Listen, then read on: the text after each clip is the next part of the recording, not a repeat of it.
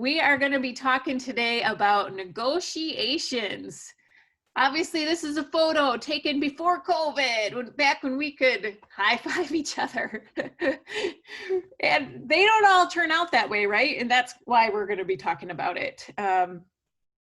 What are some effective ways to negotiate? Because this, in my mind, is probably one of the most, if not the most important skills that we have as real estate.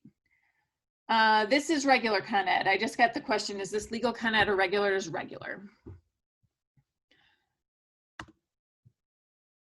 So as we talk about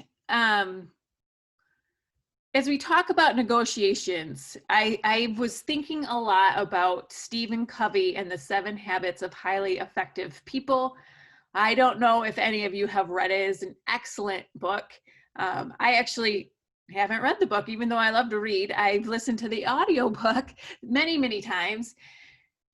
And his idea of win-win or no deal, I think, is really important to what we're talking about here. Win-win is a belief in the third alternative. It's not your way or my way. It's a better way, a higher way. So that's where I wanted to kind of set the tone for what we're going to talk about today, as far as being collaborative and thinking of ways that both sides can win. So we're starting with negotiating principles and mindset. So if you are following along on the worksheet, this is where we're going to start. Speaking of Stephen Covey, I would do this exercise in person if, we were in person, but since we're not, I have a little video. So here, watch with me. Ron, have never lost an arm wrestle. And I don't intend to now. You're either going to be down there or I'm going to be down there. Okay? Now, see this triumvirate right there? They're going to fund this exercise so that if he puts me down here, he gets the dime, okay? Can the 3 of you have pockets that deep? Let's stand over here a little more. And if I put you down here, that means you give me the dime. Fair enough? You can draw on all of those behind you. All right, now brace yourself, Ron. Put your elbows close together. Okay. Now, you keep track. You tell us when to start, all right? What's your name? Colleen. You tell us when to start and give us 15 seconds, all right? Now, if he happens to put me down twice, he gets 2 dimes. So keep track of how many times he puts me down or I put him down. Okay, give each other the intimidating stare. All right. Okay, wait, start equal. All right, tell us when to start.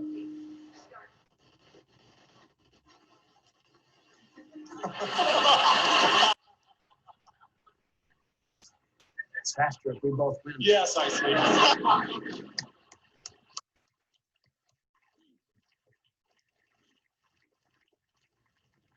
Literally, see, everything communicates war, contest, win-lose. So, while he's thinking win-lose, you think win-win. Habit 5, you always seek first the interest of the other. See, so we start with tension, then let him win, and let him win again.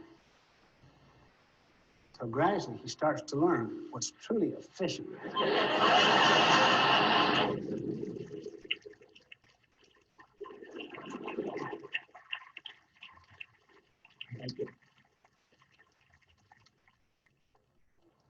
He learned fast, but most people, seriously, I've had some situations where they just literally hold me down. And I say to them, let's let you win again. And one said to me, no way. I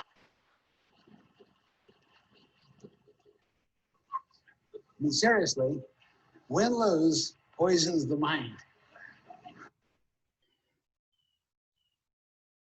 Win-lose poisons the mind, he says. I thought that was a really great, I've actually been at a seminar where they had us do an exercise similar to that, where they didn't tell us what they were doing. They just said, do a little arm wrestle contest. And then at the end, they said, who got the most? And people that caught on, and both were going back and forth, obviously blew everybody else away. Most people had 2, some people had 50. So the difference is this attitude of abundance. Win-win or no deal. I think what's uncomfortable about this idea sometimes is when he talked about let the guy win and then let him win again. That can be a little uncomfortable because sometimes you start thinking, I'm going to get taken advantage of. And nobody wants to feel like they've been taken advantage of. That's not what we want. That's not how we represent our clients. The thing to understand here is that it's win-win or no deal. And one of the winners is you. So we're seeking for the other side to win, but at the same time, obviously we need to seek for ourselves and our clients to win. And that's the way that we can be collaborative. This is not win-lose, where we lose, and you might interpret it that way. The idea is abundance. We're both going to win. There's a mutual benefit, not just a one-side benefit. So if you've read the book, habit 4 is win-win or no deal. Habit 5 is seek first to understand and then be understood. This is the idea of you can't give them something that's beneficial to them if you don't know what's beneficial to them. This is communication and asking questions and wanting to know what they want. It's solutions focused. Obviously, price is a term, but it's not the only term, and it's not the only thing that's important. And oftentimes, especially if you're in a competitive situation, there's more than one at the same price. So then it's the other things. What else is important to the client? What else is important to the agent? Like the client might say, hey, possession's a big deal to me. But the agent is going to say, well, you know, closing on time, smoothly is going to be something that's important. The client doesn't even know yet that that's important. So there's a lot of things that go into this besides just the price. And it's important to recognize if the person that you're negotiating with is a collaborative style or if they're a combative style, because how you approach things is going to be a little bit different. Obviously, what we're talking about with the win-win is a collaborative style. Let's both win. Let's talk together, work together to find ourselves what is a win-win situation. Now, some people enter a negotiation like it's the war room, and the way that they win is to wrestle you to the ground. It's that the scarcity mentality that if you win, that means I lose. If you're dealing with somebody like that, it's important to recognize it sooner than later, because somebody like that, any information that you give them, they'll potentially use against you. So you want to test it out, find out their style with something that doesn't put you in a terrible negotiating position. So one of the big parts of negotiations, and we are going to get into specific situations. I'm going to first start with some principles, as I said, and then we're going to go into some specific situations. But one of the underlying principles, once you get into the mindset, is also to control the emotions. Because it's often not the price and terms that sinks a deal. It's people get angry about this, that, or the other. Like I can remember having a client that we were under contract. we were at repairs, and they asked for something really simple, something that should have been no big deal. But the client was so angry because during inspections, they didn't keep a close eye on their kids, and their kids fed grass to her cat or something like that. And she just she couldn't get past it. And we ended up not coming together with them because she was so angry. So a lot of negotiations is just controlling the emotions. So to that end, I guess before we get into the bullet point, I do want to mention that one of the concepts here for us as agents is you can't want it worse than them. Sometimes clients are just going to do things that we think of as foolish, and that just kind of is what it is. So control your own emotions first. Once you've talked yourself down off the ledge, like if you ever get off of a phone call, maybe with the other agent, and you're so frustrated, maybe angry at the way things are going, that is going to really set the tone with your client. If you call them and say, these people are being so ridiculous, I can't believe this, blah, blah, blah, blah, blah. And you're going to really feel, because they're already on edge. Like they're buying a house, and that's a big transaction. It's a lot of money. They're putting a lot down. They're taking on what they hope is not a lemon. So we need to control those emotions, and that starts with controlling your emotions. So if you're feeling like that, take a step back. Don't call your client right then. Call somebody else. Have them talk you off the ledge. Recognize that we both have the same goal. One side wants to sell, one side likes to buy. We're trying to put them together and come together with the terms. So just don't let that emotion overtake you.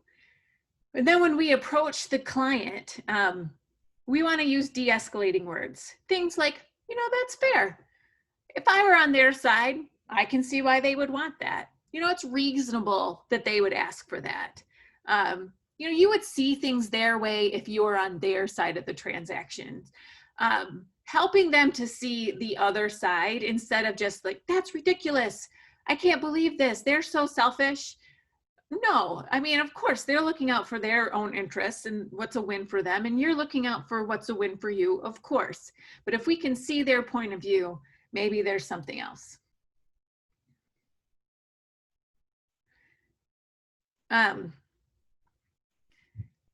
So let's control our emotions and theirs. The other thing to point out is sometimes the client and you feel like you're the only one making concessions. I came down, why can't they come down? And sometimes you forget, what, they did offer a little bit more than they had intended to offer in the beginning. Or I know they want immediate possession, but they're giving us 10 days. I know we want 15, but it really is an inconvenience for them. And we're both being a little uncomfortable. If we can remind them of where the other side has made concessions and maybe remind ourselves, that can help control the emotions as well and help us come to an agreement. And remind everyone of the ultimate goal. You're trying to sell your house. This is a good offer. I know there's a couple finer points that we're having an issue with, but this really gets us 95% of the way to our goal. Let's figure out this other 5%.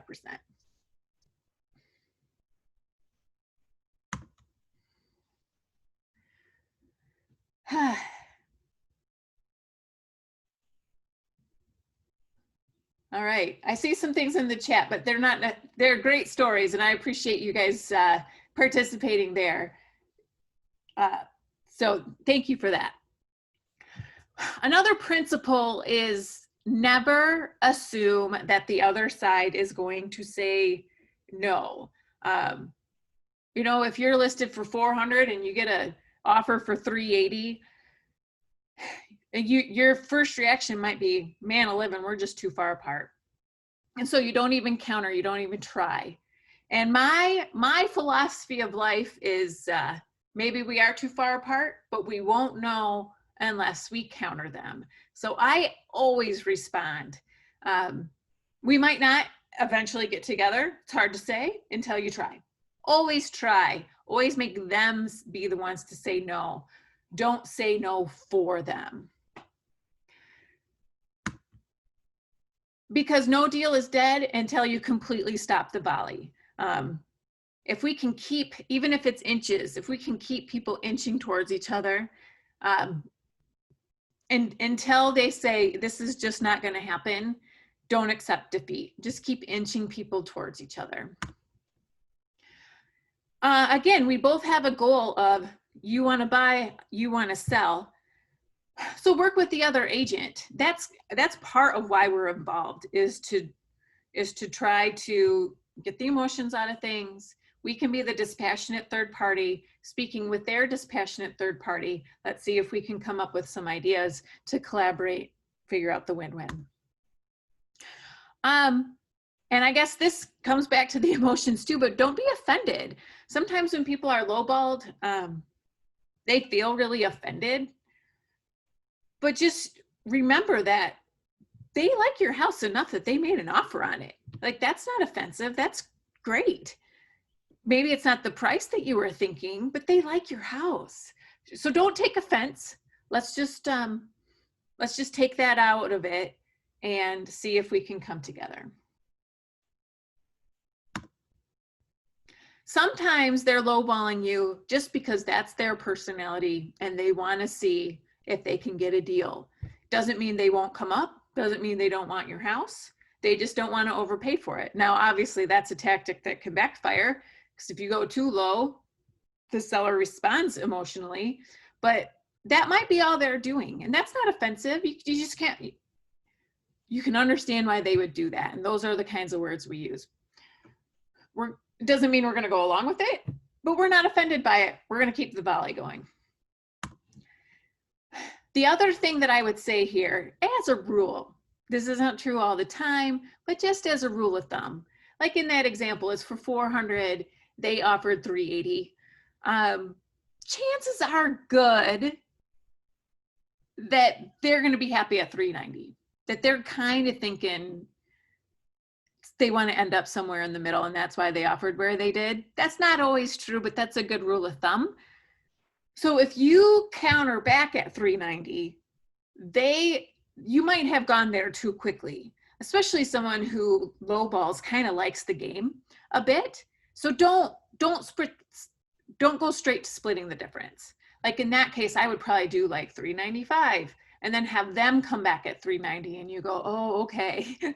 Even though you knew that they were probably going to end up there, let it go back and forth here and there. That can be really, that can help that buyer feel like, okay, I really got the lowest price that I can because we went back and forth a couple of times. So those are just kind of some things to set the stage. Now we can kind of start really where we're going to spend the bulk of our time is on specific situations that I think embody these principles and give you a couple more in common situations. So let's start with number one. When you're negotiating with your seller, and that is a piece of negotiations. We think of negotiation as like, I submit an offer and you counter offer, but really a big part of where we start is negotiating with our clients. Situation number one is negotiating with the seller on what the list price will be. Very important negotiation. One thing to keep in mind is it's very easy for it to start feeling like it's you against them. Maybe they want to be higher than what you recommend, and so it starts feeling like you're at odds a little bit. Always keep in mind, and maybe remind them a little bit too, that you're not negotiating against them, you're negotiating for them. If you have a lower price in mind, sometimes, especially depending on your relationship with the seller, their mind might go to, you just want a quick sale. You're just trying to make your job easier and giving away our equity. And you can understand where that would be a terrible feeling, that you're being taken advantage of. just so somebody has an easy job, but you give up thousands of dollars for that. That's understandable. But I know, I mean, I don't know everybody on this call, but I know a lot of you, and I know that that's not your heart. That usually when you're recommending a lower price, it's not because you want just an easy job and you just want to get it over with. It's usually because the way that you are looking at the comparables, that's going to be the price where it actually sells. If they price it too high, it's going to sit on the market. They'll end up with a price that's actually lower. So when you remind yourself that you're negotiating for them, that you're putting that price out there in their best interest, take a step back, breathe, and say, you know what? I'm doing this for them, and think about, how do I articulate this is for you? This is the benefit to you. Nobody wants to give away thousands of dollars. So just have that as your mindset, that you're negotiating for them. And depending, I guess another point to this is on that initial list price. So if you're just going on the market, and obviously depends on your market, depends on the price range, depends on the comps around you. But in this market, you are typically better to underprice a little bit and make it a little bit more of an auction atmosphere than to overprice a little bit. And I guess I say that to give you a little bit of a script with your clients to get it listed at that right price. Because in this market, it really is better for them. If you're going to err on one side or the other, and you think it's going to be a competing offer situation, I've seen time and again where, because people get wrapped up and they hear there's 20 offers, they really ramp it up. Where if you would have come in too high, you probably would end up with a price that's much lower. And it's hard for somebody who hasn't been through that, i.e. your seller, to believe that, really. So you have to have that conviction that that's right. And why it is the best benefit for them. Now, once it's been on the market for a bit and we're getting to that point of price reductions. Now, when I started, this is what everybody in the sales training world talked about, is price reductions and how to get price reductions. It was such a big deal. We obviously don't run into that as much anymore with the market going up as quickly as it is and the shortage of inventory, but there are still situations where it's appropriate to reduce the price. So one thing that I learned is a script that I think is a really good one, is to say, you know what, the marketing plan that we have is a tested one. What we haven't tested yet is this price to the market. So if we put it out there and we do all our best marketing efforts and it doesn't sell, then that means that we're overpriced based on the feedback of the market. And that is what we are doing right now. So when we're going to them for price reductions, then we're just saying, hey, we're just listening to and responding to what the market is telling us. Rule of thumb there is, if you have tons of showings and no offers, you're probably a little bit overpriced. If you have no showings, you're probably a lot overpriced. So that's kind of our rule of thumb. And that's something that I bring to the client. To that end, though, even if you are a lot overpriced, I mean, obviously read the room, but as a rule of thumb, don't ask for too much too fast. I think of it more as like the tugboat, and you're bringing in a freighter to the harbor. We're going to edge them. If we say, you know what, you're really 50,000 overpriced, they're going to freak out. But you know, maybe we keep testing the market, and we do 5,000, 10,000, and do it a little bit at a time. That tends to go over a little bit better, and maybe for yourself too. You just know that that you're giving it the best chance that it has to get the highest price. Situation number 2, we're still negotiating with the seller. we're sitting at the table and they ask you to reduce your commission. Whew. Two things going on here. Obviously the money, but two, your pride. It's really easy to respond emotionally when you get that request, because how dare they? You don't think that I'm worth what I'm charging you? How dare you? That is a mindset that gets you in trouble. Again, as we keep saying, take the emotion right out of there. And we're just going to see it from their point of view. It's a smart business decision for them to ask you that. If they can get your services for less, why wouldn't they? Of course, it's not offensive. The question is not offensive. And they're giving you a chance.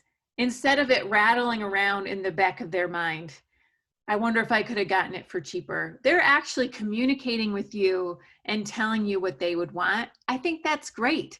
Open communications is 100% what we want. So don't respond with, how dare you? Respond with, thank you for communicating with me what your needs and wants are. However, this is not part of our negotiations. This is what I charge. And it's because when you hire me, a big part of what you are hiring is my ability to negotiate. Now, if I can't negotiate my own living, I'm not sure that I'm the right agent for you. And if you have some other agent that you're interviewing who says, sure, I'll go down to whatever percent, no problem. Is that really the person that you want negotiating on the sale of your house? Because when that buyer asks for concessions, are they going to be coming to you saying, I think we should just give? Or are they going to be a strong negotiator on your part? Which one do you want? Because my job is to negotiate on your behalf. But we're starting here where I'm showcasing my ability to negotiate by defending my own living. And let me prove to you that I'm worth it. And that's not just a line. It is what I think. I'm sure we've all had situations.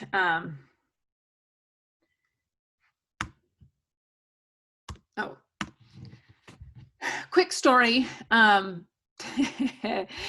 I was fairly new in the business, back before I was a broker, back in the day when I was at Keller Williams, I was representing a buyer that was purchasing a listing that was also listed with the Keller Williams agent, and the seller was not a nice guy, or really, I would go so far as to say not an honest guy.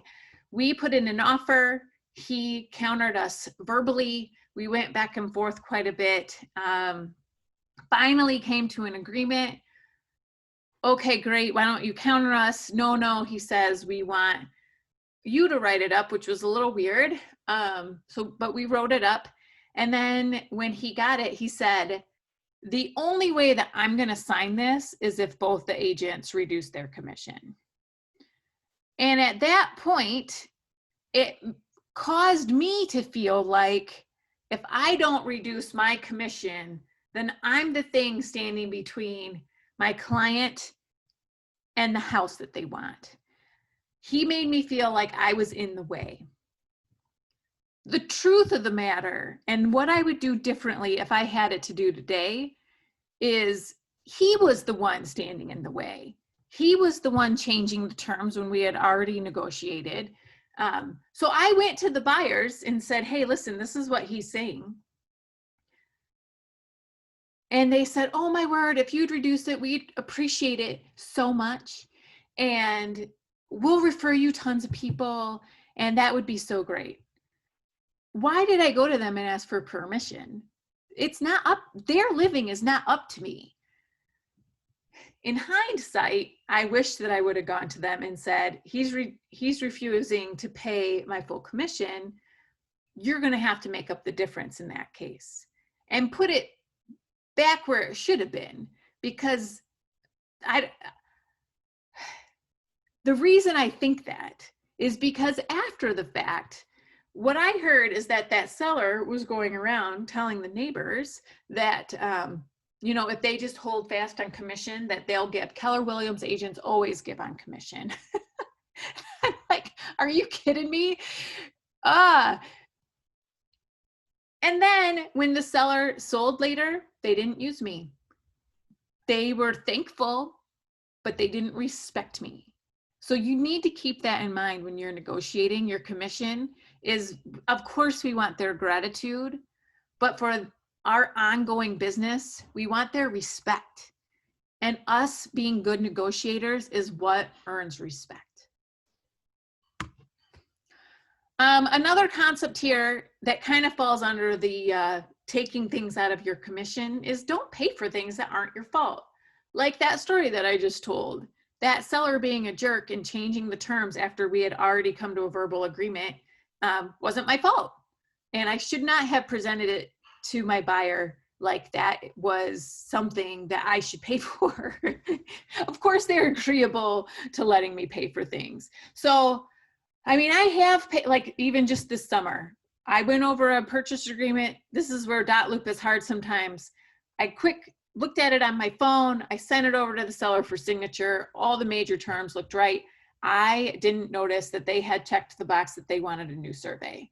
That was my bad. We probably would have countered that. We had countered other terms. That was one that I paid for because I didn't notice it. It was my fault. But there are a lot of things that buyers and sellers ask us to pitch in for on things that are not my fault.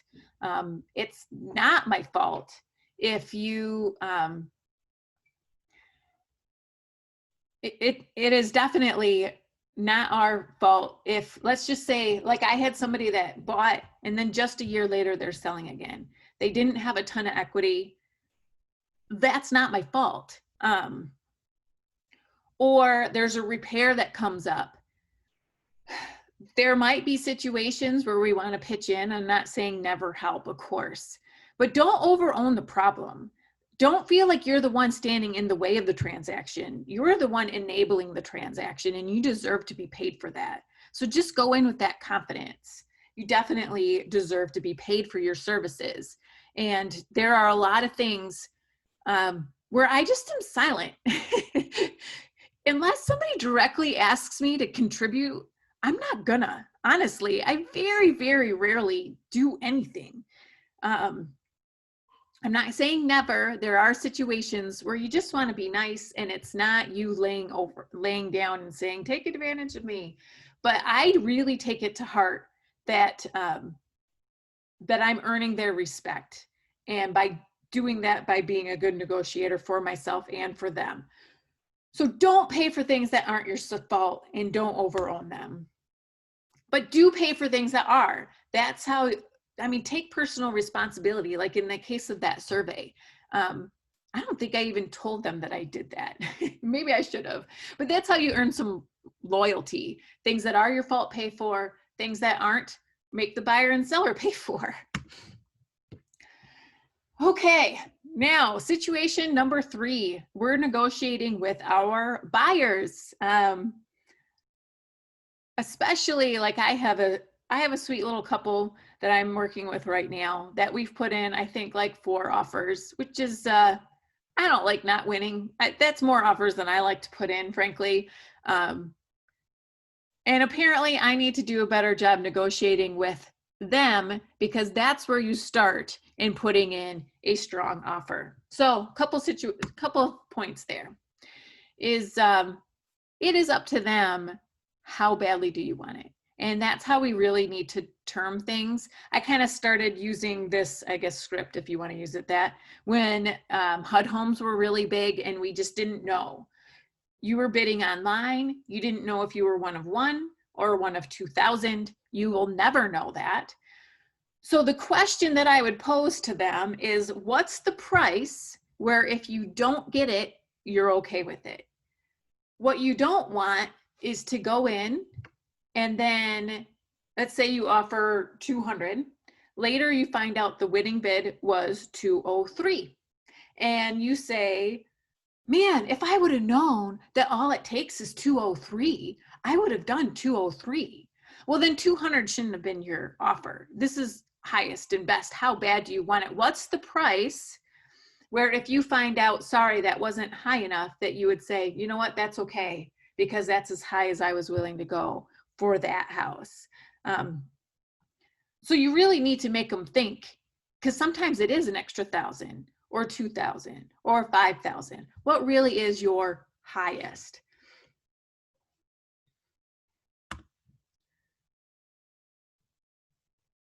We need to think about not just where prices were, but where they are going. This is hard for buyers when prices are going up and you look at comps in the neighborhood and you go, man, nothing sold for more than 195. And then you find out this one went for 205. That's because the market is increasing. And we used to talk this analogy when prices were going down and trying to price things on the listing side. And we would say to our sellers, it is like a hockey game. And somebody passes you the puck, you're not skating to where the puck is now. You're anticipating where is it going and you're skating to that.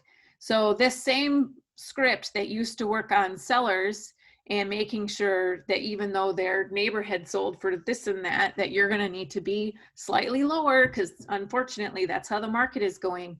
We're going to have to use that same logic with our buyers, saying, I know that things around there went for a little bit less, but we are in a market that is going up. So we're going to need to be a little bit better than what the other comps are showing us.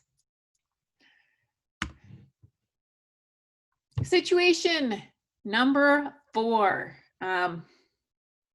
presenting an offer in a multiple offer situation.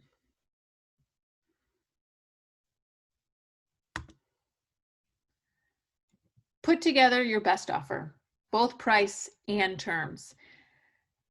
I think this is one of those situations where habit number 5 is really important. Seek first to understand. I would say reach out to the listing agent and say what's important to them. Now, a lot of times they just say price. Price is the biggest deal to us, but maybe that's when it's on you to ask a couple questions. Why are they moving? Where are they going? How much time do they need?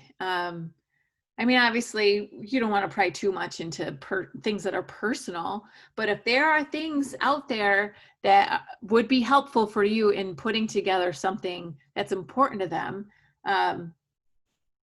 like just sometimes there are things that are more important to people than just the price. So you need to look for clues. Like if they have this immaculate garden, I mean, we don't really do buyer's letters anymore, but I would maybe put a note as I submit the offer, not from the buyer, but from me, saying, my client loves to garden. They're going to take amazing care of this yard. That's one of the things that's drawing us to their house. There might be things that are important to the seller that they have not articulated. So be looking around for clues. And that might be part of your, it's not terms, because it's not in the contract. I'm a great gardener. But there might be things that you notice are important to them.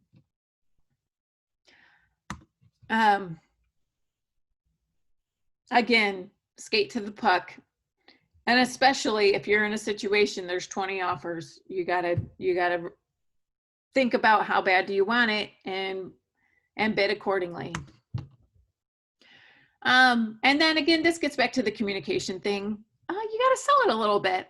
That's our job when we're the buyer's agents, is thinking about not just looking for clues of what's important to the seller, but also what would be important to the listing agent. I know when I'm the listing agent, the things that are important to me is it the best offer for my seller as far as price and terms?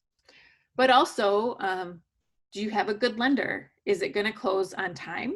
Is it gonna be a smooth transaction? Or is it going to be a constant battle to get any updates or know anything what's going on? How are inspections going to go? You know, I'm really thinking about not just, I mean, obviously closing is important, and that probably the most important thing, but also, is this going to be a smooth experience for them? I really get concerned about what is the experience for my client. And this is a big part of it, is knowing that you have a good agent and a good lender on the other side. So if you're the buyer's agent, they might not know your lender. Whatever you can tell, obviously be truthful, don't oversell. But you know, if you can tell them, hey, this buyer is really solid, they have whatever is good about them. They have extra money to put down if it doesn't appraise. You know, you might want to do an appraisal guarantee. Or this lender is my go-to lender. I've used him hundreds of times. He's always really thorough, blah, blah. Whatever it is that's good about your buyer, make sure that the listing agent knows that. Okay, situation number 5. Negotiating an offer when you're coming in under list price. So kind of the opposite situation from the first one. This is not a competing offer situation. This is something that's been on the market for 90 days. You don't quite want to go full price, nor do you need to. How do we handle things a little bit differently when we're going to come in under list price? And it definitely is different. One thing I would take a lot of care to do is make sure that you make the listing agent look good. You don't necessarily know like how they came up with that price, what are things going on that kept it from selling more quickly. Anything that you can do to help that agent save face with the seller, so to speak, even though you're coming in under list price. You don't want it to be like your agent doesn't know how to price things, because we really need that agent to help us advocate why this would be a good offer for them to take. And so the best way to start that is to point out everything they did that's right, and why they're doing such a good job. And kind of in that same vein, don't send comps unless the listing agent tells you to. I try to start out with a little conversation of, hey, we were kind of thinking the value would be more so around here. Where did you come up with your price? Kind of test the waters that way. But I've been in many situations where you have comps and they have comps, and it comes this battle of the comps, which I think of as pretty comparable to debating politics on Facebook. It makes you feel better, but it gets you nowhere. You're not convincing anybody of the other side. It really is kind of a pointless exercise. But if the listing agent says, you know, you're right, the seller has it in his head that it should be this, I'm not convinced that that's true. If you have things that you're seeing that support the price, if you want to go ahead and bring it with your offer, and I will submit that with it, and it would really help me with presenting your offer to the seller, well then by all means send comps. But that's where that initial conversation is really important, to see the mind and what's going on there. Now, sometimes what I'll do, see, and I shouldn't, now if you ever negotiate with me, you're gonna know what I'm doing, and that's okay. Occasionally, I'll throw in some things that, not that we don't want them, but things that are, you know, maybe not the highest priority ever. You know, maybe we're asking for the washer dryer, and we really only kind of sort of care if we get them or not. What's nice about putting that in is, one, if you get them, yay, we need a washer dryer, even though it'd be okay if we didn't get them. So that's great. Or if we counter that, or if they say, man, I can't go that low on price and give you the washer dryer, then you can say, you know what, it's fine. we don't need the washer dryer. And then the seller feels good that you're making some concessions. It really is good to have things that you can give up so that, like kind of what you talked about before with the volley, if you can keep inching towards each other, so it's good to include a couple things that are inches that you can give later. All right. Negotiating, then offer when you're on the other end.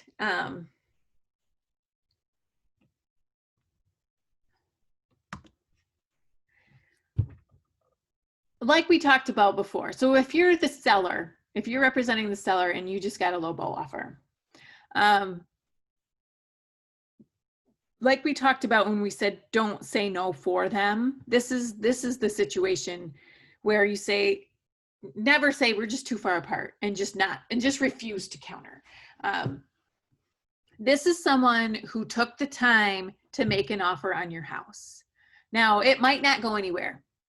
That might be an accurate representation of what's going on. They're just fishing. It could be that, but it could be someone who really loves the house, who will come way closer to the list price, but it just isn't in them. They'll just feel like they left money on the table if they don't at least try. So counter back with something that you would be okay with. Always counter. Now, to that end, even if you are okay with it, it's low ball, but you know what, I just want it sold, whatever. If this is what it is. Always counter, because if that is the kind of person that wants to really make sure they're not leaving money on the table, if you just accept it as written, they go, oh, whoa, I didn't think they were going to take that, but they did. Could I have gotten it for even less? When you don't counter, they think, oh, that was dumb. I can't believe I did that. I should have gone in even lower. If you counter them, even if just a little, they feel like they could have gotten more. So always counter something, or at least make a big deal of, hey, we wanted to make sure this was under contract, but I just want you to know that I had to fight with my people to get them to sign this. You want them to feel like they did get the best deal that they possibly could, because otherwise you're going to get to inspections and you're going to pay a little bit more. Speaking of, situation number 7, which is, yeah, I got a question. What about the risk of losing the deal through countering? Sure. I mean, that is something. If you have to read the situation, and I would always be communicating with the agent on the other side. And maybe that's what's being communicated is, you know what, take it or leave it. We have another one that we're offering on next.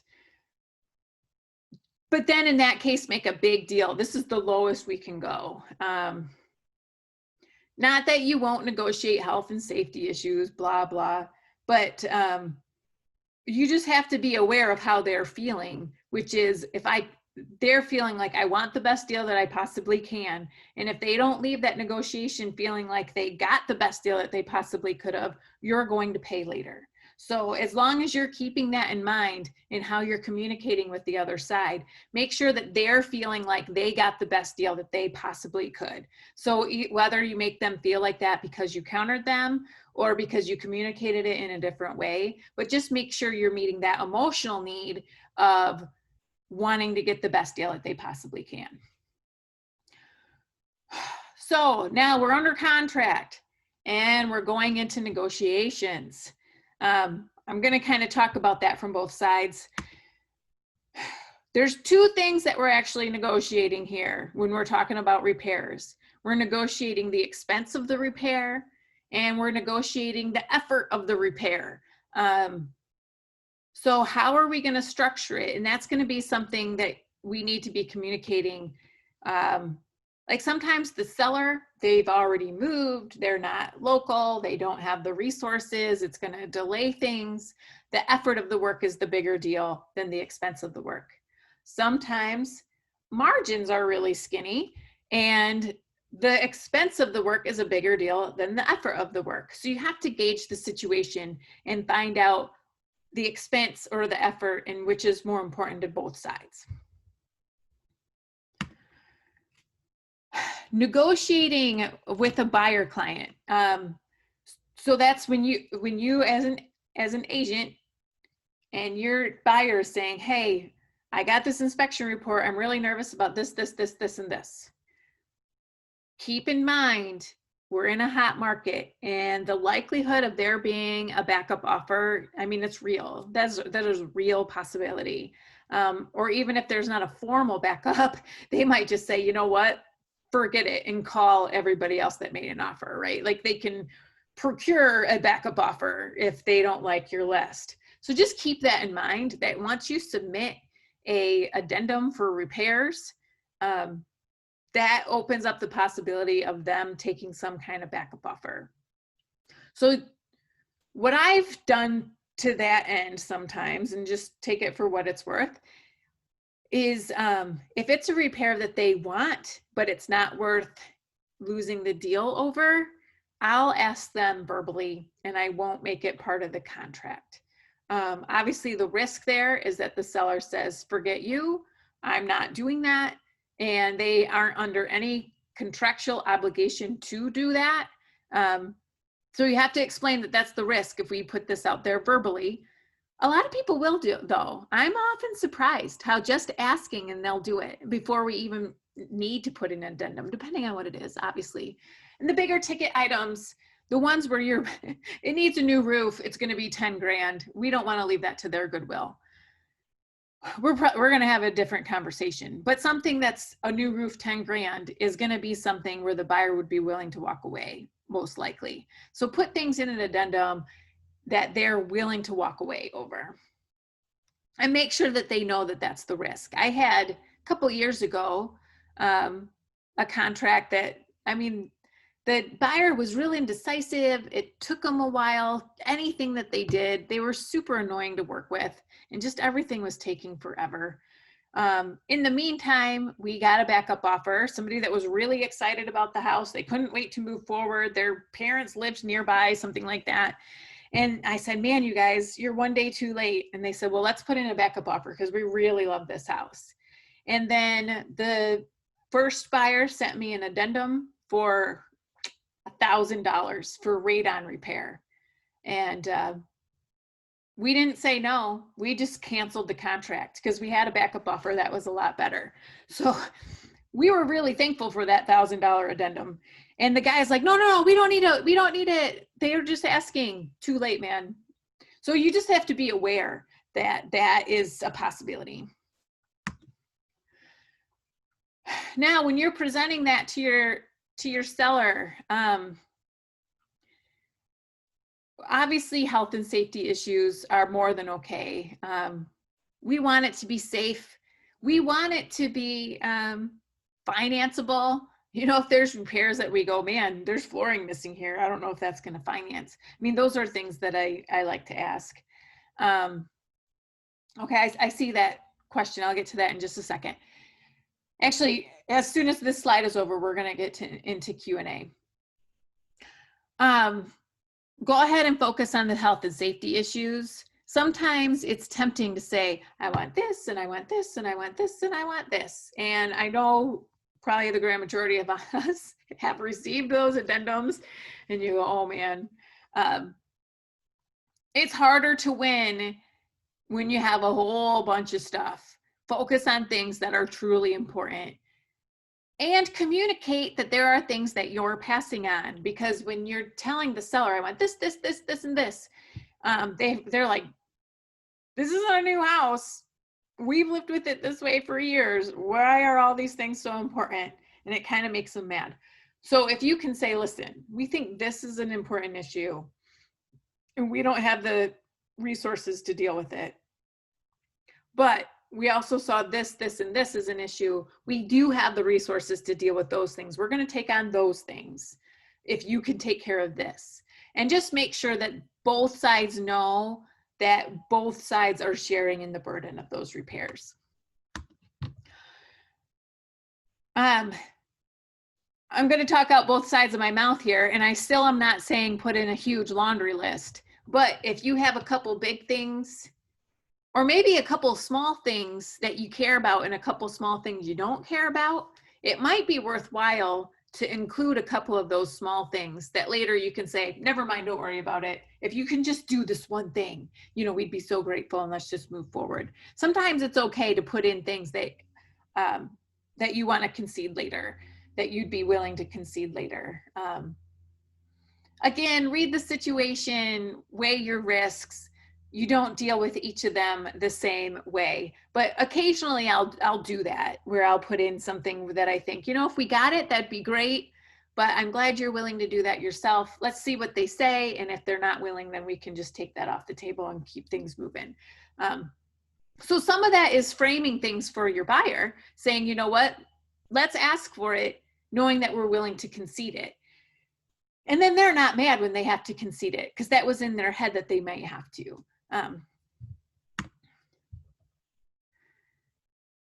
Again, don't ask for the whole list. Sorry.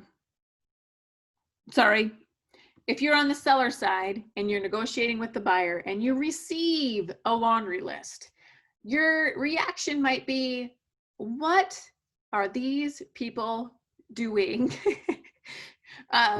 And your initial response is, this is ridiculous. I can't believe this, blah, blah, blah. It's really easy to react that way, especially when there are things that are just nuisance issues, or you're like, come on, this is not a new house. A couple things to keep in mind. One is, this is a negotiation. You don't have to do all 15 things on that list. Talk to them and say, you know what? I can understand this, this, and this, and we're happy to do those, but we're not doing this, this, and this. And see why they asked for it. Some people ask for nuisance things because it's, you know, maybe someone who just, for whatever reason, doesn't have the resources to do repairs themselves. They can tell the seller is handy. It'd be easy for them to do. It'd be hard for the buyer to do. And they don't want to go in feeling behind. You know, they're just nervous. So just understand, that's really important, is understanding why people are asking for things, and then feeling like that you can counter. And sometimes it helps the seller. Once you tell the seller, you know what, this is someone, it's their first house. They're not real handy. They don't have family that's handy. This is really difficult for them. They don't have a lot of money. It'd be really helpful for them to understand the situation. Sometimes they go like, you know what? Yeah, I understand. I've been a first-time home buyer before. I'm happy to do those things. Some people are really nice. That's the other thing with, maybe I should have put that in with the principles. Let people be nice. I'm often surprised how nice people often are, and just asking for things, they'll go, oh, sure, I understand that. I can do that. So sometimes just give people the opportunity to be kind and nice. Are there ways to bridge the gap that we haven't thought of yet? Home warranties can be a good, you know, they think they need a furnace, the other side doesn't. Let's do a home warranty. Or if it's the effort, sometimes seller concessions, if we haven't asked for them before, we'll give the buyer cash to take care of it on their own, but the seller doesn't have to front the money. So those are a couple other things, you know, to kind of think about in easing that burden of the repairs. Oh, now I'm going to get into the questions here. What's your opinion about escalation clauses? I think when I'm on the seller side, sometimes they kind of make me mad. Like, it kind of feels like they're playing games, although less so now because they're so common. So in a way, you just say, why don't you just go straight up to your highest price and just let your highest price be your highest price? It can be really effective for the buyers that they don't have to go all the way to that highest price. Like, I've seen it work, and I don't think it's as offensive anymore. So I actually use them pretty regularly. I think escalation clauses are great. Just don't escalate by $500. Make it like worthwhile for them to go with your offer. So that would be my worst words to the wise there. Rose says, that just happened to me. I wrote a full price offer, not asking for anything, had inspections and came back with several things. We asked them to fix a few electrical as my buyer's an older gal. It was $100. And I just explained the situation and they sent a mutual release. Oh, ouch. Yeah, so be cautious. That would be a situation, $100. Maybe don't put that in writing. Just kind of ask verbally and hope for the best.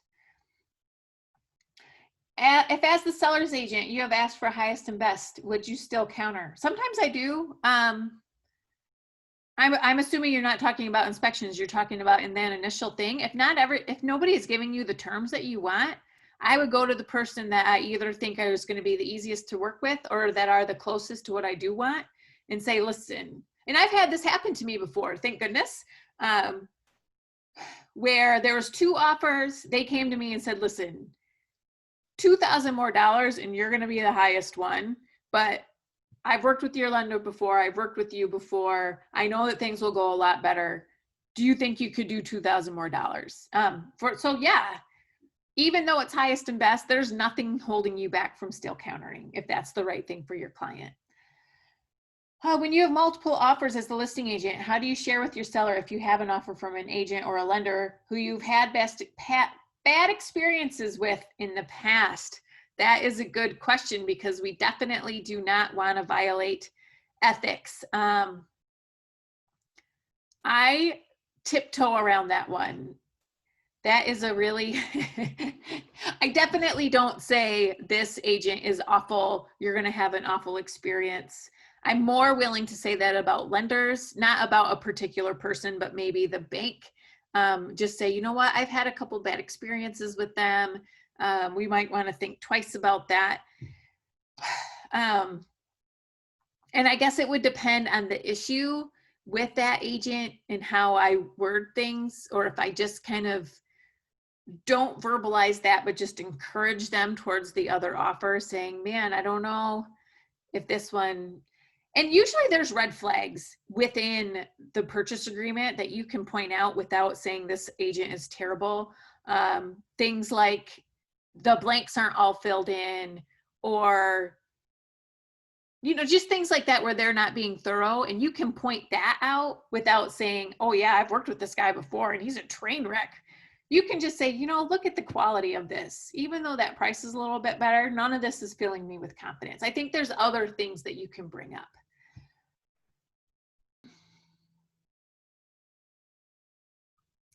Had a seller friend who accepted a contract with the closing 6 months out, agreed to do some repairs based on the inspection. Now they want a second inspection prior to close. I don't know if I would do that. I don't know that I would negotiate any additional. I mean, you've already been on hold for 6 months. I think I'd get a non-refundable earnest money or something like that. This is where we get into win-win or no deal. It's a win for them, but where's the win for you? You need to be making sure there's a win for you. So I wouldn't say a hard no, but I'd be making sure that they're giving up something for you to change the contract. At what point do you suggest involving your broker? Sooner than later. That's always, I think that's always what I would say, as far as if you're thinking, should I involve my broker? At least inform them what's going on, because if they are an irate, emotional kind of person, the likelihood of them calling your broker and telling them what a terrible agent you are is pretty high. So if it's good for you to give them the heads up that that kind of thing might be happening. And sometimes it's a matter of them calling their broker and kind of keeping them up to date on the bad behavior. Okay, I think I made it through all of the questions. I appreciate all of you being here. I hope you got something out of it. Oh, have a great day, guys. Enjoy.